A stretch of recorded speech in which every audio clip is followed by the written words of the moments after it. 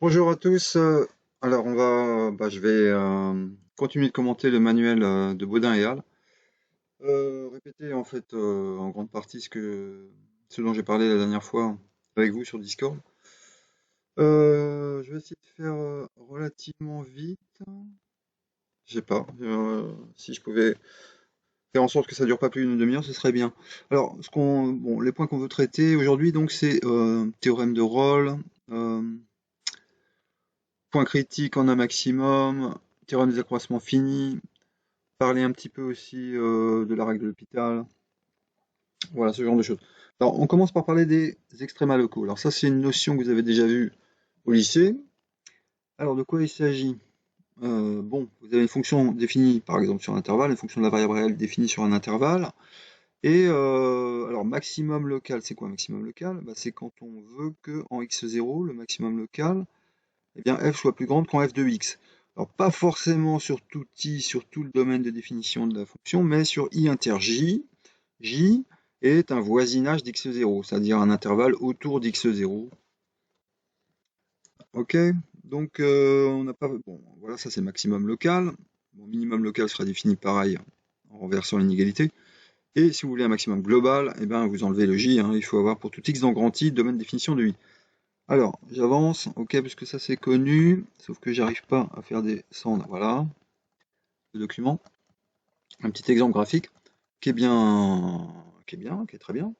Donc là, vous voyez le domaine de définition, l'intervalle de définition de la fonction.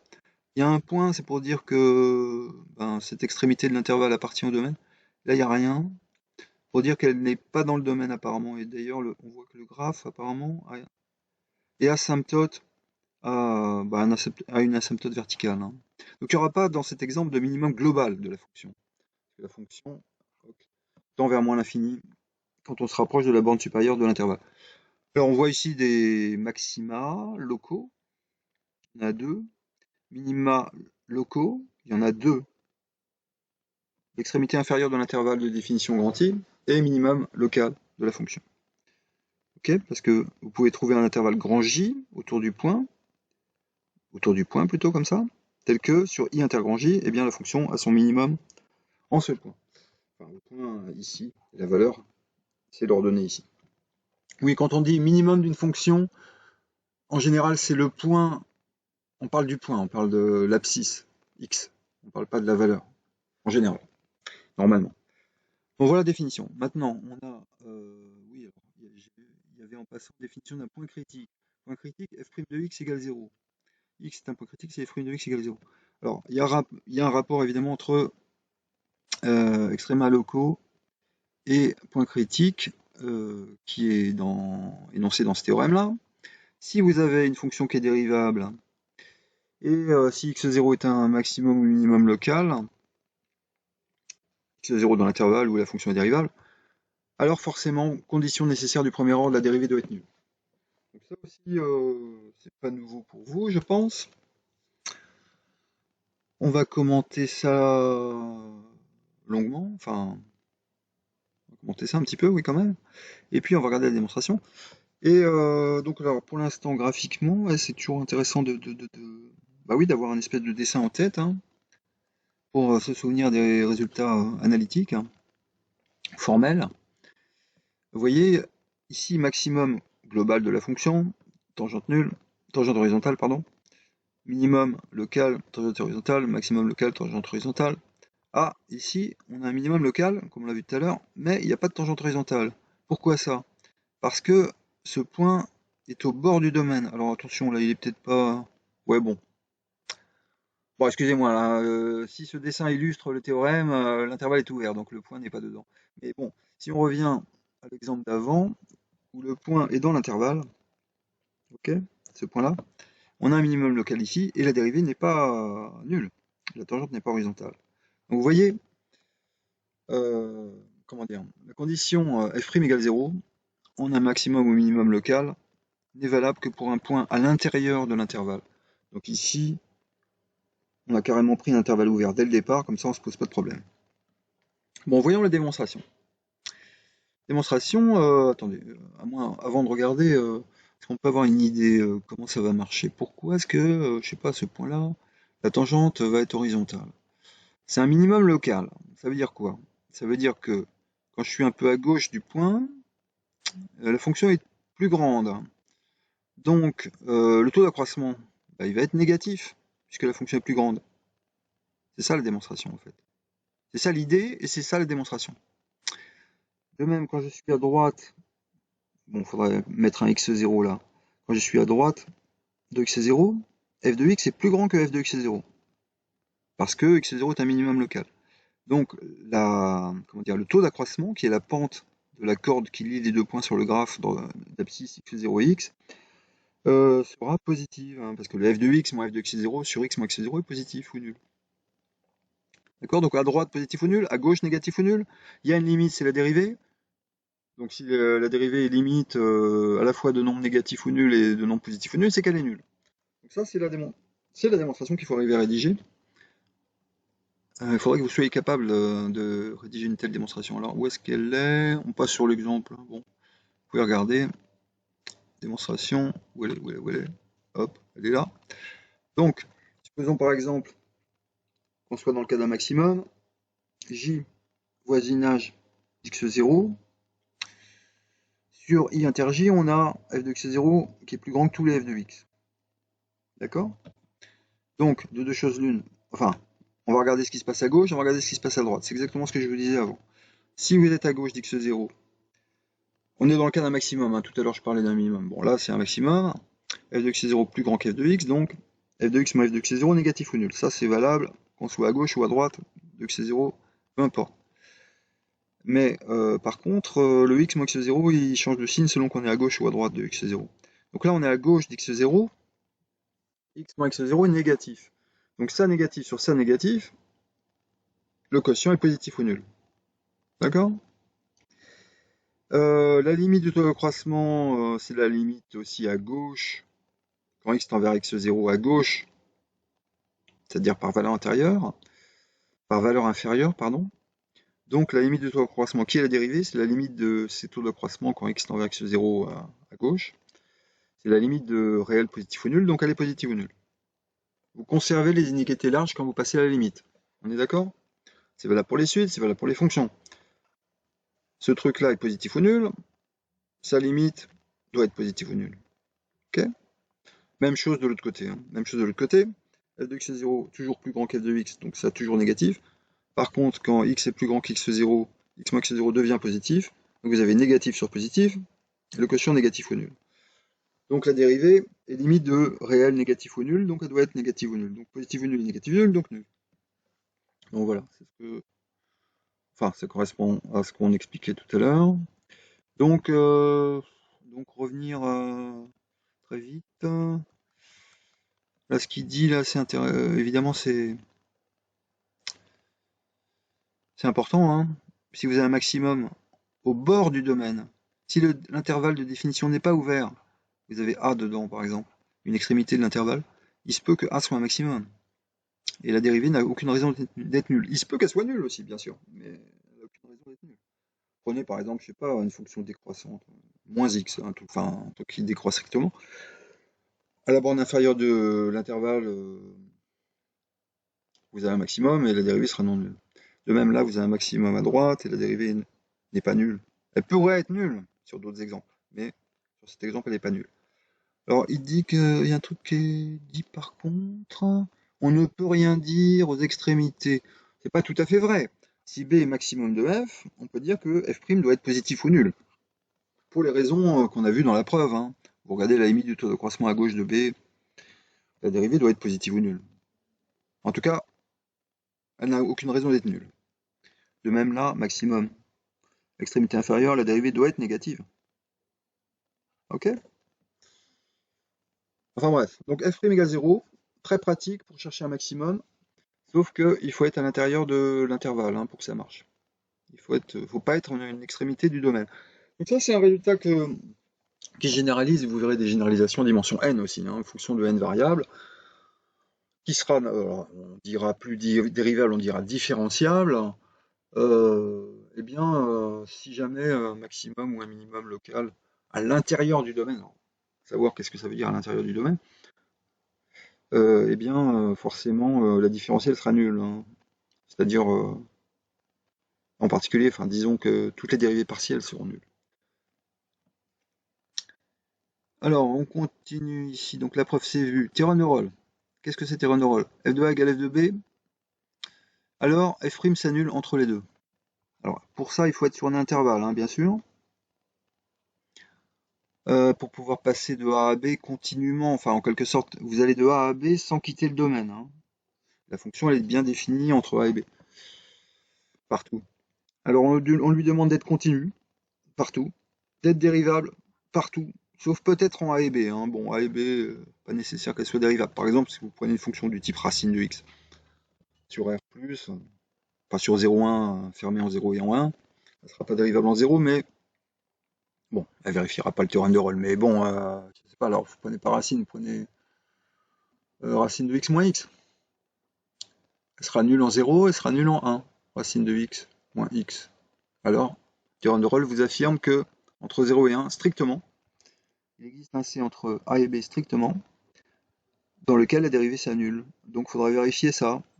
Racine de x moins x sur 0,1. Il y a un point où la dérivée s'annule entre 0 et 1. Bon, exercice. Bon, c'est pas un exercice, mais juste une petite vérification à faire. Alors comment ça se démontre, cette histoire? Bon, le dessin, ouais, un peu particulier. Bon, d'accord. On aurait pu imaginer d'autres choses, hein. On peut monter, descendre. En tout cas, au bout du compte, on doit rejoindre la valeur initiale f de a, hein, au point B, f de b égale f de a. Donc l'idée, c'est que on va peut-être monter, on va peut-être descendre, mais entre-temps, la tangente va être horizontale, forcément, si la fonction est dérivable. Alors, une raison très simple, c'est le théorème du maximum, en fait. F est continu sur un intervalle fermé borné, on a vu que f admettait un maximum dans ce cas-là. Intervalle fermé borné, ça a été vu dans le chapitre précédent, hein. Fonction continue, atteint son maximum sur un intervalle fermé borné, c'est très important. Atteint son maximum et aussi son minimum, hein, bien sûr. Et puis, alors juste avant, on a vu que, alors il faudrait vérifier qu'il y a un maximum ou un minimum à l'intérieur du domaine. Et si c'est le cas, la dérivée sera nulle, d'après ce qu'on a vu avant. Si vous avez un maximum ou un minimum à l'intérieur du domaine pour une fonction dérivable, eh bien forcément la dérivée est nulle. C'est bon?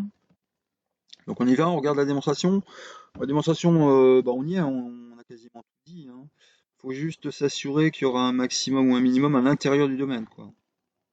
Alors pour ça, bon, on va regarder comment c'est rédigé, c'est très bien fait. On regarde d'abord le cas f constante, hein. C'est-à-dire que voilà, le cas f constant, c'est pas très passionnant. Enfin, c'est-à-dire le graphe, ce sera comme ça, un segment. Et dans ce cas-là, la dérivée est nulle partout, hein. Par exemple, en a plus b sur 2. Donc vous trouvez un point C à l'intérieur de l'intervalle en lequel la dérivée est nulle. Pourquoi est-ce que la dérivée d'une fonction constante est nulle? Bah, vous calculez, hein, vous revenez à la définition de la dérivée, par exemple. Taux d'accroissement. Taux d'accroissement est toujours nul partout. Donc, les dérivées sont nulles partout aussi, comme limite de fonction constante égale à 0. Ok, donc si f est constante, n'importe quel c entre a et b convient. Sinon, elle n'est pas constante. Donc il y a un x0 tel que f de x0 différent de f de a. x0 il vaut ni a, donc, puisque f de x0 est différent de f de a, ni b, puisque f de a égale f de b. Donc il est entre les deux stricts. Alors, soit f de x0 strictement plus grand qu'f de a, soit f de x0 strictement plus petit qu'f de a. Alors, regardons ce cas-là, on verra après, pour l'autre cas. Et dans ce cas, on peut dire un théorème du maximum, hein. F continue sur intervalle fermé borné, donc elle admet un maximum. Et on a un point C, disons entre A et B, et f de C, donc, qui est maximum de f sur AB, sera plus grand que le f d'un point particulier x0, là, celui-là, le même, qui est strictement plus grand que A, enfin bon. Donc de toute façon, C différent de A. Et puis C différent de B aussi, puisque f de A égale f de B. Donc voilà, on a trouvé un point entre A et B strict. Je vais un peu vite, hein, mais vous pouvez revenir tranquillement. Ensuite, mettre sur pause sur la vidéo, revenir, regarder votre PDF, enfin réfléchir par vous-même. D'accord? Bon, je continue alors. Théorème du maximum. On a un maximum 3 b strict. Donc il est à l'intérieur du domaine, dérivé nul. Donc c'est bon. En deuxième cas, f de x est 0 strictement plus petit qu'à 2a, qu'est-ce qu'on fait? On peut changer f en moins f peut-être. Si je change f en moins f, je me ramène au cas précédent. Donc j'aurai dérivée de moins f en un certain point c qui sera nul. Alors maintenant, il faudrait savoir que la dérivée de moins f, c'est moins la dérivée de f. On l'a peut-être vu, ça, on l'a peut-être vu la dernière fois. Ah, on l'a déjà vu la dernière fois. Bon, alors c'est bon. Donc dans ce cas-là, vous voyez, ça marche aussi. Bon, sinon, on peut refaire la même démonstration, mais c'est évidemment pas nécessaire. Bon, continuons. On arrive à les mini-exercices. On regarde ça? Oui, on regarde ça un petit peu, parce que c'est intéressant. Et c'est classique. Ici, vous avez un polynôme réel. Alpha 1, alpha 2, alpha n sont des réels. Et en fait, sont même supposés distincts. Et bah, c'est les racines de P, hein. P est factorisé. Il y a n racines distinctes. Donc ça, c'est pas du tout un cas général, hein. Vous avez un polynôme à coefficient réel. Il n'a aucune raison d'avoir n racines réelles distinctes quand il est de degré n. Il n'a même aucune raison d'avoir n racines réelles tout court. Il n'a même aucune raison d'avoir une seule racine réelle. Prenez x2 plus 1, x carré plus 1, à la puissance quelque chose. Ça vous donne un polynôme de degré pair. Bon, degré pair, d'accord? Arbitraire, et qui a 0 racine réelle. Mais là, bon, on regarde un cas particulier, on regarde le cas d'un polynôme dit scindé à racine réelle toute distincte. Pourquoi pas? Alors, on va voir que P', c'est pareil. P' qui va être de degré n-1, il a n-1 racine réelle distincte. Et à la fin, on aura même... ouais, enfin, bon, on a d'autres trucs. Bon, regardons ça d'abord. Alors là, c'est une application en fait directe du théorème de Rolle, hein, parce que P, c'est la fonction, enfin, on regarde la fonction polynôme associée au... Bon, on peut voir le polynôme comme étant un polynôme formel, hein, d'accord?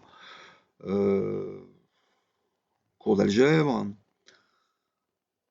Qu'est-ce que c'est qu'un polynôme? Ah bon, on pourrait le définir de manière abstraite comme étant une espèce de suite qui est presque toute nulle. Presque, enfin comment dire, une suite qui est nulle à partir d'un certain rang. C'est comme ça qu'on peut définir les polynômes de manière abstraite. Bon bref, nous, ce qui nous intéresse, c'est la fonction polynôme, hein. On sait bien ce que c'est qu'une fonction polynôme. Donc vous remplacez grand X par petit x. Donc si je remplace grand X par petit x, vous avez une fonction de R dans R, qui admet, bah, qui s'annule en alpha 1, alpha 2, etc. alpha n. Alors les alpha 1, alpha 2, alpha n sont tous distincts, on les a ordonnés. Alors pourquoi ils sont dans cet ordre-là? Bah s'ils sont pas dans le bon ordre au départ, on les remet dans l'ordre. On renumérote les alpha j, hein. C'est vraiment sans aucune perte de généralité. Vous avez n racines réelles différentes, vous appelez alpha 1 la plus petite, puis alpha 2 la suivante, etc. Alpha n la plus grande. Donc, P s'annule en alpha 1, alpha 2, etc. jusqu'à alpha n. Théorème de Rolle. Il y a un point entre alpha 1 alpha 2 où la dérivée s'annule. P' s'annule entre alpha 1 alpha 2. Après, pareil encore.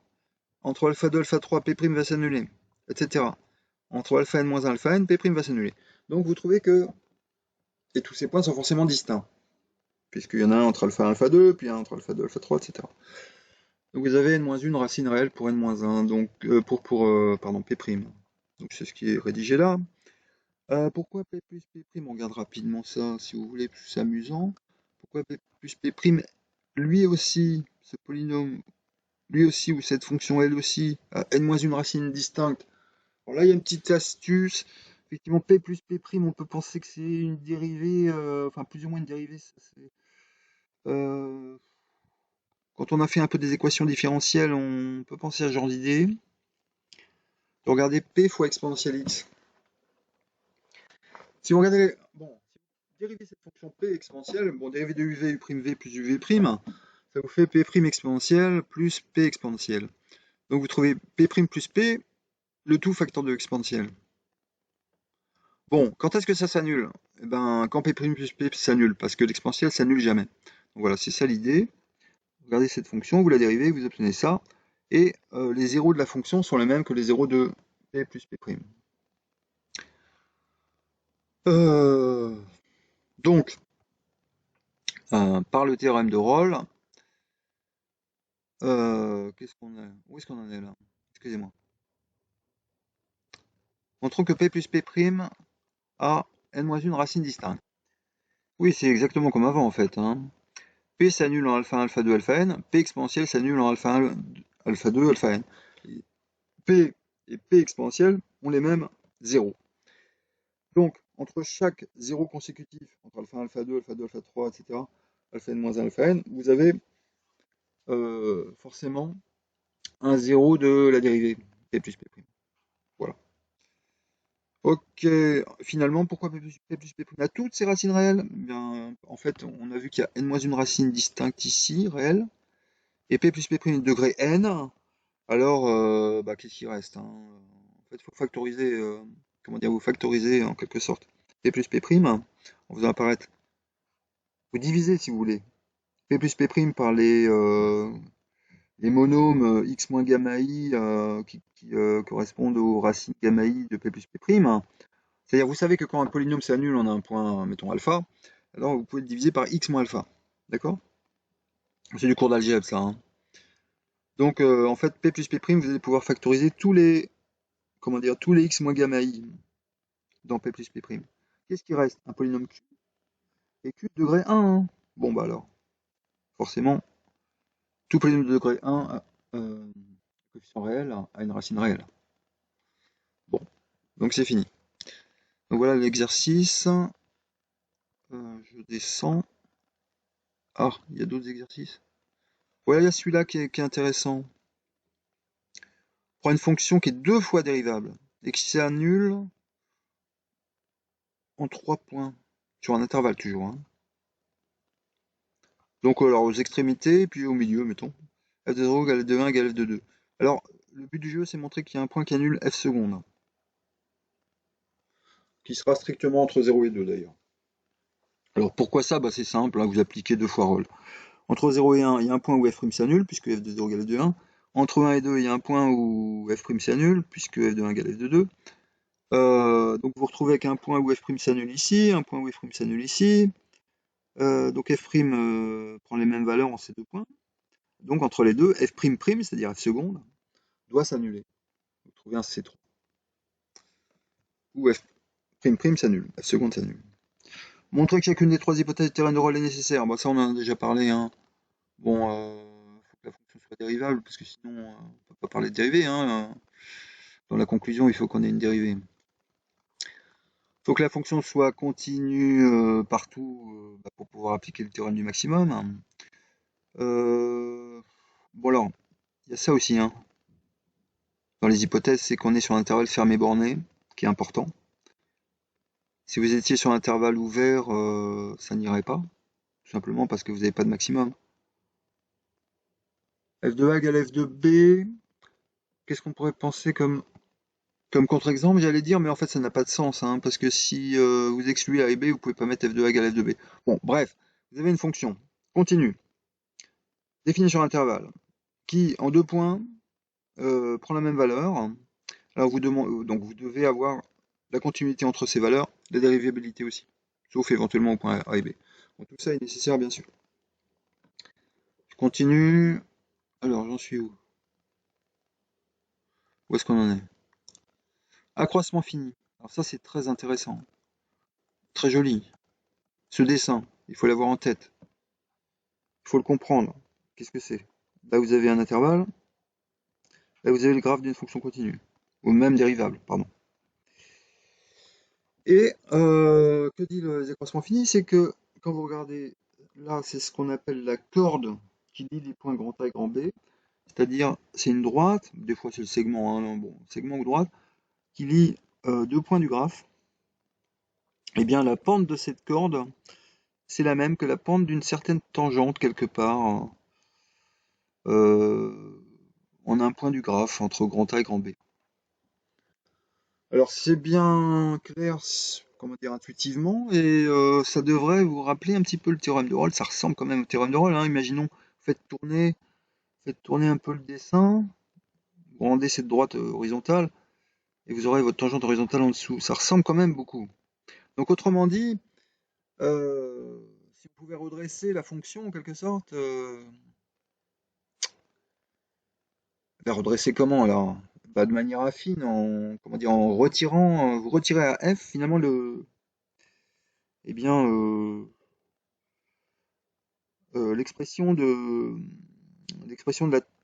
la corde, enfin disons, bon, la corde ici est le graphe d'une certaine fonction. Si vous retirez cette fonction à la fonction f, vous allez vous retrouver dans la situation du théorème de Rolle. Enfin, c'est ça l'idée. Et effectivement, c'est l'idée de la démonstration, c'est comme ça qu'on fait avec une fonction auxiliaire. La fonction auxiliaire, ce sera la fonction f, dont le graphe est là, moins une fonction g, disons, dont le graphe est là. Et finalement, on va chercher un point qui maximise cette fonction f moins g, c'est-à-dire en fait qui maximise, pardon, c'est comme ça, verticalement, la distance entre la corde et le graphe. Vous voyez que au niveau de ce point qui vérifie les accroissements finis, la distance est maximale. Là, elle sera plus petite, là aussi. Bien. Alors encore une fois, hein, le dessin un peu particulier, il se pourrait qu'on tourne dans tous les sens, enfin bref, qu'on fasse quelque chose comme ça par exemple, et qu'on ait plusieurs solutions, plusieurs petits C qui marchent. Alors démonstration, alors voyons. Alors justement, c'est un peu ce que je vous disais, hein. Vous regardez ça c'est quoi? FB moins FA sur B moins A. Eh bien c'est la pente de la corde, justement. Petit a petit b, c'est les abscisses des points grand A grand B. F de petit a, F de petit b, c'est les ordonnées des points grand A grand B. Donc ça c'est le, si vous voulez, delta Y sur delta X, c'est le taux d'accroissement, la pente du segment AB.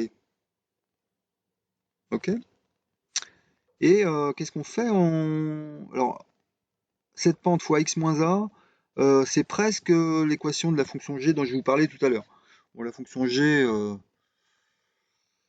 dont, dont cette droite est le graphe, ce serait g de x égale quoi? Égale f de petit a plus le taux d'accroissement fois petit x moins petit a. Là, il manque le f de petit a simplement. Bon, en fait, ça revient au même, hein, c'est une constante. Donc, bon, je l'avais appelé g tout à l'heure, mais là, g, c'est la différence directement, hein. Bon, bref, on considère cette fonction, ce qu'on appelle une fonction auxiliaire, on va lui appliquer le théorème de Rolle. Bon, déjà, il faut vérifier que g de a égale g de b. Oui, quand vous regardez donc la différence entre, disons, l'ordonnée d'un point, comment dire, vous regardez, prenez un x, regardez la différence entre f de x et puis l'ordonnée du point là-haut. C'est ça qu'on fait en gros, hein, dans la démonstration. Eh bien, cette différence est nulle, évidemment, ici et là. Vous voyez? Donc c'est pour ça qu'on peut appliquer le théorème de Rolle. Pardon. Donc on le vérifie formellement. Donc elle s'appelle G, la différence des fonctions ici. G de A. G de A, c'est quoi? F de A moins L fois A moins A. Ah bah, A moins A, 0. Hein. Oui, donc là, c'est bon. Donc c'est pas nul, c'est, comment dire, dans la mesure où il n'a pas soustrait, moi j'aurais soustrait F de A, hein, pour coller à, bref, pour coller à l'explication géométrique. Là, ça n'a pas été fait, donc du coup G de A n'est pas nul, mais G de A égale F de A. Mais G de B sera aussi égal à F de A. Donc on pourra quand même appliquer le théorème de Rolle. Bon, j'espère que ça va à peu près. Je n'ai pas trop perdu. Bref, on considère cette fonction auxiliaire. C'est f de x moins quelque chose qui est lié à l'équation de la corde finalement. Et on vérifie que g de a égale g de b. Donc g de a vaut f de a. Et g de b. Alors g de b, il faut calculer. Hein. Fb moins la pente fois b moins a. Ça simplifie par b moins a. Il reste fb moins fb plus fa, ça fait fa. Donc g de a égale g de b. On peut appliquer le théorème de Rolle. Que vaut g'? Bah, g', on dérive f' moins l. Donc g' ça annule, d'après le théorème de Rolle, f' égale l, bah, c'est ce qu'on voulait. Donc c'est fini. Bon, je continue rapidement les histoires de dérivées croissantes. Pardon, dérivée positive, fonction croissante. Ça revient au même. Positive ou nulle équivaut à croissante. Par contre, strictement positif implique strictement croissante de réciproque. Pas tout à fait vrai, évidemment, parce que vous prenez, bon, classiquement, x donne x3. C'est d'ailleurs ce qui est considéré ici comme un contre-exemple. X donne x3 est strictement croissante sur R, mais la dérivée peut s'annuler, enfin s'annule d'ailleurs en 0. Donc vous voyez, vous n'avez pas d'équivalence ici. D'accord. Bon, on regarde rapidement comment ça marche. Comment ça marche donc pourquoi est-ce que quand la dérivée est positive ou nulle, la fonction est croissante? Ben, on va peut-être utiliser roll, hein, tout simplement, hein. Vous voyez, vous prenez xy hein, dans le. Alors, sur un intervalle. Alors, il faut être sur un intervalle, c'est important évidemment, hein. Bon, je prends xy, x plus petit y. Par les accroissements finis, moi j'utilise pas roll, pardon, mais les accroissements finis. Les accroissements finis sont une généralisation du théorème de Rolle d'ailleurs, en passant, hein. Si vous avez les accroissements finis, vous retrouvez le théorème de Rolle. Bon, je prends deux points entre A et B, x plus petit y.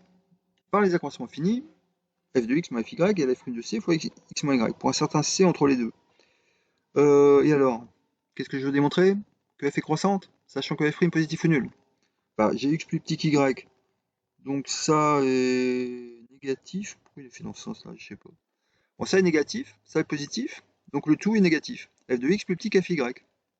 Bon bah voilà, on a bien montré que f était croissante. Si x plus petit qu'y, f de x forcément plus petit que fy. Ok, donc dans un sens on utilise les accroissements finis, dans l'autre sens comment on fait? Dans l'autre sens c'est différent. Dans l'autre sens on revient à la définition tout simplement. On prend f croissante, on revient à la définition de la dérivée. La définition de la dérivée c'est quoi? C'est la définition de, c'est la limite de tout accroissement. Fy moins fx sur y moins x en x, hein, mettons, quand y tend vers x. GF qui est croissante, donc on peut regarder, je sais pas moi, pour y plus grand que x par exemple, comme ça c'est positif. Et puis ça aussi, puisque f est croissante, donc la dérivée qui est la limite de ce croissement est positive ou nulle. Pas de problème. C'est bon? J'espère que c'est bon. Inégalité des accroissements finis. Donc ça c'est bon, voilà, une application directe des accroissements finis. Prenez un intervalle, encore une fois, très important. Pourquoi est-ce que quand je prends deux points dans l'intervalle,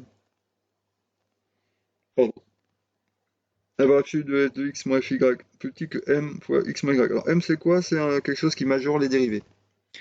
Alors je me place sur un intervalle ouvert, hein, bon pour être tranquille. X et y sont dans l'intervalle ouvert. M majore f' sur tout i, donc en particulier entre x et y. Donc si vous utilisez des accroissements finis pour regarder fx moins fy pour dire que c'est f'c x moins y, après vous mettez des valeurs absolues autour, vous majorez, valeur absolue du produit égale produit des valeurs absolues. Sachant que f' en valeur absolue est plus petit que m, bah on obtient ça, hein, c'est immédiat. D'accord? Donc voilà, pas de difficulté. Exemple, sinus x, bon, ouais, pourquoi pas. F de x égale sinus x dérivé, c'est cosinus x. Cosinus, c'est entre moins 1 et 1. Donc il y a un grand M qui marche qui vaut 1 pour f défini sur tout R, un grand I égale R, mettons. Donc vous avez inégalité des accroissements finis pour tout x, y dans R. Fx moins fy, c'est-à-dire sinus x moins sinus y en valeur absolue, plus petit que valeur absolue de x moins y. On dit que la fonction sinus est 1 lipsicienne. Alors si au lieu de x moins y, on avait k fois valeur absolue de x moins y, on dirait k lipsicienne. Ou alors k particulier ici. D'accord. On a fini là. Donc ça c'est le dessin qui correspond à l'encadrement de sinus x. Enfin qui correspond, disons, à l'inégalité qu'on vient de voir là. Valeur absolue de sinus x plus petit que valeur absolue de x. Je montre avec le doigt, ça sert à rien du tout. Montrer avec la souris c'est mieux. On voit les fonctions sinus et moins sinus qui sont entre les fonctions x et moins x. Bien, règle de l'hôpital. C'est quoi la règle de l'hôpital? Alors bon, on en parle rapidement, hein. Alors c'est pour répondre à des questions d'indétermination dans les quotients f sur g. Quand vous avez une indétermination du type 0 sur 0.